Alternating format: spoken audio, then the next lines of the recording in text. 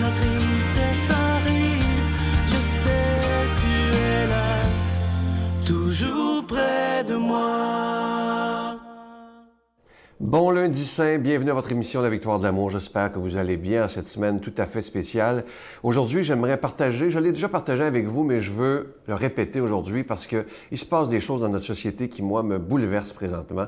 Alors, j'aimerais prendre le temps de partager ce texte avec vous. Vous le connaissez probablement, mais on fait comme si c'était la première fois qu'on l'entend et c'est Jésus qui nous parle.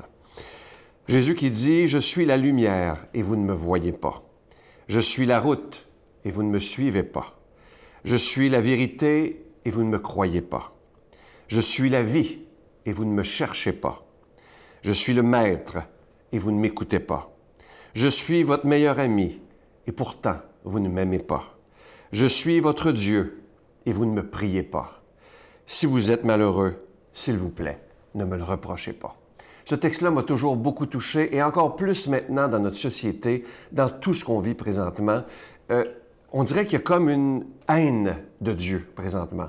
On voit que l'athéisme, qu'on écoute la télé, la radio, on dirait que l'athéisme est devenu une religion. On donne beaucoup de paroles aux gens athées présentement qui font tout pour nous dire que Dieu n'existe pas, qu'on est des débiles mentales parce qu'on croit en Dieu. Et ça, j'en peux plus. Je vous le dis là, j'en ai jusque-là de ça parce que c'est de la persécution qu'on vit présentement. Jésus nous avait dit que nous serions persécutés. C'est sûr, maintenant, on ne nous pend plus, là, mais on vit la persécution beaucoup plus subtile. Et le pape François a parlé d'ailleurs de cette persécution qui part en dessous tout doucement pour faire disparaître notre croyance en Dieu.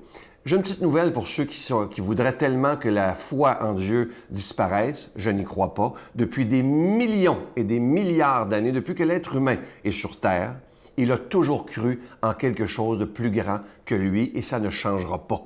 Et moi, je suis convaincu que si nous, les croyants, nous décidons de nous tenir debout et de dire, en respectant les autres religions, évidemment, en respectant ceux qui sont athées, ils ont le droit. Mais nous, comme croyants en Jésus, on a le droit d'être là. Il faut être vigilant de plus en plus parce que subtilement, tranquillement, on essaie de nous rentrer dans la tête et dans le cœur que Dieu n'existe pas. Et moi, je reçois tellement de messages sur Facebook ou au bureau où des gens croyants commencent à douter, pas seulement de l'Église, mais même, est-ce que Dieu existe vraiment? Est-ce que... Alors, toutes sortes de questions. Et moi, je peux vous dire une chose.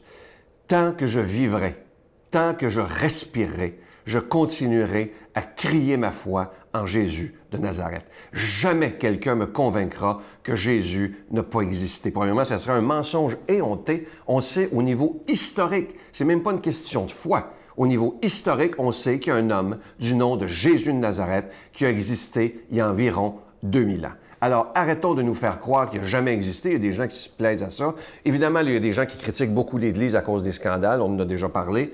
Mais l'Église, elle est là pour rester aussi. Et moi, je suis convaincu d'une chose. Présentement, on vit aussi beaucoup d'ingratitude dans notre société. C'est comme si tout ce qu'on voit, la beauté du monde, ça se serait fait tout seul et que c'est la nature qui est ainsi faite. Non, moi je suis sûr qu'on a un papa dans le ciel, qu'on a un père qui nous aime à la folie, qui nous a envoyé son fils Jésus pour nous parler d'amour. Et malheureusement, beaucoup de notre société l'ont laissé tomber complètement. Et moi j'aimerais vous poser une question aujourd'hui, comme si c'était Jésus qui vous la posera, qui vous la poserait. Et toi, est-ce que tu vas me laisser tomber aussi?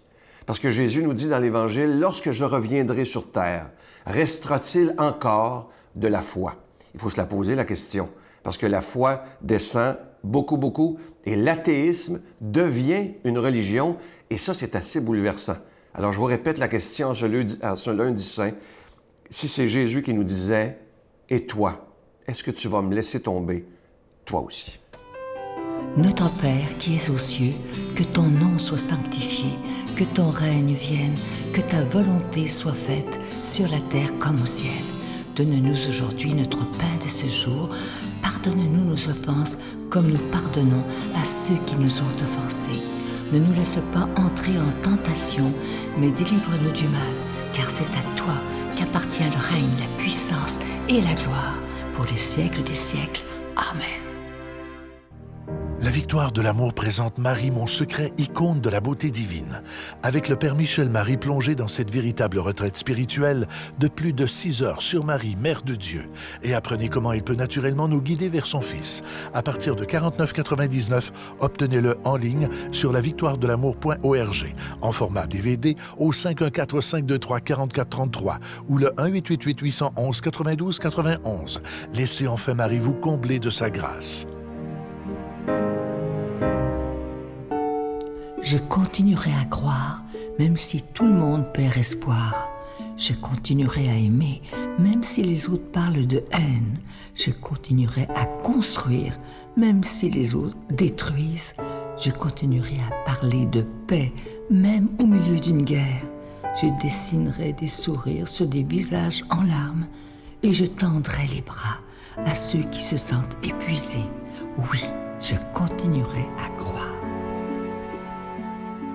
Je suis tellement heureux de vous parler de ce magnifique cadeau du mois. Il s'agit d'une belle exclusivité de la Victoire de l'amour. C'est fabriqué chez nous au Québec. Il s'agit du pendentif de la Sainte Trinité. C'est plaqué nickel, orné de 3 petits zircons et exceptionnellement pour ce mois-ci, la chaîne est incluse et c'est à votre demande. Vous vous demandez souvent, est-ce qu'on pourrait avoir la chaîne? Alors cette fois-ci, la chaîne, elle est incluse et je prends le temps de vous dire merci de tout cœur de votre don spécial en cette Semaine Sainte. Merci de tout cœur. Je vous donne l'adresse. La Victoire de l'amour, casier postal 120, succursale Boucherville à Boucherville, le J4B 5E6. Je vous la redonne. La Victoire de l'amour, casier postal 120, succursale Boucherville à Boucherville, le J4B 5E6. Également par téléphone, par carte de crédit du lundi au vendredi de 8h30 à 16h30 dans le 514-523-4433, 523-4433 ou sans frais le 1-888-811-9291,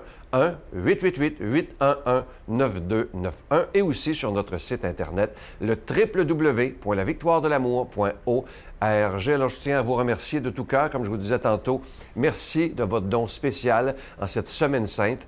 Et je vous rappelle le cadeau qui est absolument magnifique. Vous ne le trouverez jamais en magasin. C'est fait sur mesure pour la Victoire de l'amour. Il s'agit du pendentif de la Sainte Trinité, plaqué nickel, orné de 3 beaux petits zircons et exceptionnellement pour ce mois-ci, la chaîne, elle est déjà incluse. Je vous remercie de tout cœur, comme je vous dis souvent, de votre prière soutenue. Sans la prière, nous ne pourrions pas être là. Et merci de tout mon cœur aussi de votre grande générosité pour certains d'entre vous depuis plus de 24 ans.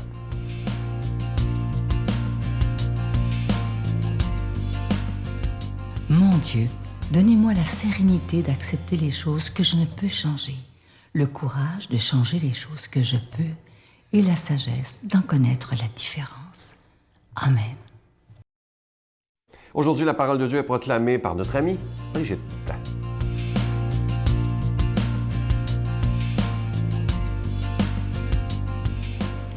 Bonjour à tous. Aujourd'hui, lundi saint, on se dirige doucement, mais sûrement, profondément dans cette passion. Et le Seigneur nous donne une belle leçon aujourd'hui dans l'Évangile de Jean. 6 jours avant la Pâque, Jésus vint à Béthanie, où habitait Lazare, qu'il avait réveillé d'entre les morts. On donna un repas en l'honneur de Jésus. Marthe faisait le service, Lazare était parmi les convives avec Jésus. Or, Marie avait pris une livre d'un parfum très pur et de très grande valeur. Elle versa le parfum sur les pieds de Jésus, qu'elle essuya avec ses cheveux. La maison fut remplie de l'odeur du parfum. Judas Iscariote, l'un des disciples, celui qui allait le livrer, dit alors: « Pourquoi n'a-t-on pas vendu ce parfum pour 300 pièces d'argent que l'on aurait donné à des pauvres? » Il parlait ainsi, non par souci des pauvres, mais parce que c'était un voleur. Comme il tenait la bourse commune, il prenait ce que l'on y mettait. Jésus lui dit: « Laisse-la observer cet usage en vue du jour de mon ensevelissement. Des pauvres, vous en aurez toujours avec vous, mais moi, vous ne mourrez pas toujours. » Or, une grande foule de Juifs apprit que Jésus était là, et ils arrivèrent non seulement à cause de Jésus, mais aussi pour voir ce Lazare qu'il avait réveillé d'entre les morts. Les grands prêtres décidèrent alors de tuer aussi Lazare, parce que beaucoup de Juifs, à cause de lui, s'en allaient et croyaient en Jésus.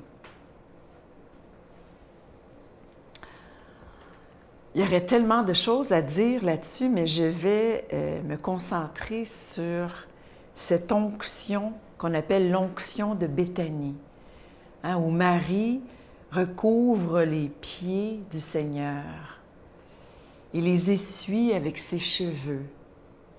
Qu'est-ce que c'est beau! Et le parfum qui se dégage de cette onction. Marie, dans le fond, elle est en adoration devant Jésus. Elle est à ses pieds. Et là, il y a Judas qui, tu sais, lui, il pense à qu'est-ce qu'on aurait dû faire? Voyons, quel gaspillage! Quel gaspillage! On aurait pu prendre cet argent-là puis le donner aux pauvres, voyons! Mais oui, on aurait pu le donner aux pauvres, mais Jésus sait très bien, et les autres aussi, que c'est des fausses intentions, hein? Une fausse vertu, il se drape de vertu, mais on connaît son cœur, on sait qu'il est voleur. Il ne pense pas vraiment aux pauvres, mais il dit ça pour bien paraître. Hein? Alors, il y a dans cet évangile-là ce bien paraître de Judas et cet être de Marie qui semble gaspiller de l'argent, qui semble perdre son temps. Hein? Il y a le service, hein, que sa sœur veut accomplir dans la réception. Et puis, il y a Marie qui est là encore, qui encore prend la meilleure place. La meilleure place, c'est là, au pied de Jésus, à l'adorer. La prière et l'adoration passent avant de prendre soin des pauvres. Même Mère Teresa le disait à ses sœurs. Elle disait, « Il y a encore plus de pauvres dehors, hein? Il y en a 300 plus aujourd'hui. » Fait qu'elle disait, on va prier 1 heure de plus pour avoir la force et la patience et la douceur de bien s'occuper des pauvres. Parce que quand on prend le temps de prier, on dirait qu'on a 10 fois plus de temps de faire ce qu'on avait à faire. Ça, je l'ai expérimenté maintes et maintes fois. Il faut adorer Dieu en premier, aimer ses frères et sœurs en second, et ensuite, évangéliser, faire des disciples. C'est les 3 choses que le Seigneur nous demande. Mais d'abord et avant tout, aimer Dieu de tout son cœur, de toute son âme, de toutes ses forces. C'est le premier des commandements. Et ensuite, s'occuper de nos frères et sœurs convenablement. Demandons cette grâce. Au nom du Père, du Fils et du Saint-Esprit. Amen. Je vous salue Marie, pleine de grâce. Le Seigneur est avec vous. Vous êtes bénie entre toutes les femmes, et Jésus, le fruit de vos entrailles, est béni. Sainte Marie, Mère de Dieu, priez pour nous pauvres pécheurs, maintenant et à l'heure de notre mort. Amen.